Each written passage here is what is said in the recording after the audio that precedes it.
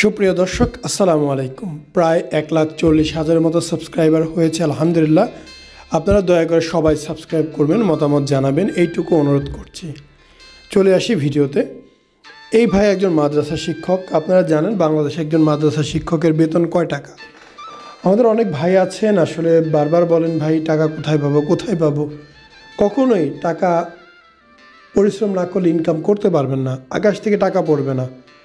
আপনি পরিশ্রম করবেন, ইনকাম করতে পারবেন। কারো ইনকাম বেশি, কারো ইনকাম কম। যার বেশি সে দ্রুত করতে পারবে, যার কম সে একটু সময় নিয়ে করবে। বিষয়টা একদমই ক্লিয়ার।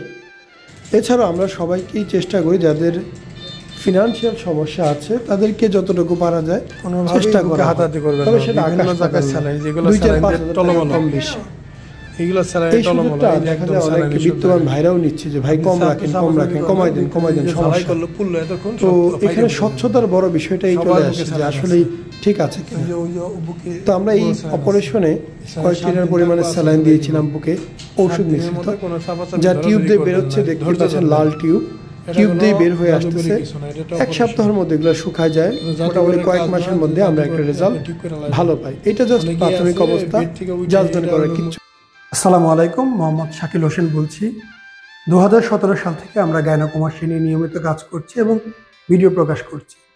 এই চ্যানেলে যারা নতুন এসেছেন আপনাদের কাছে অনুরোধ থাকবে আমাদের এই চ্যানেলটি আপনারা ভালোবাসা দিবেন এবং সাবস্ক্রাইব করবেন। এবং যারা অলরেডি সাবস্ক্রাইব করেছেন তাদেরকে অসংখ্য ধন্যবাদ। আপনারা কমেন্টের মাধ্যমে আপনাদের মতামত জানাবেন। ধন্যবাদ।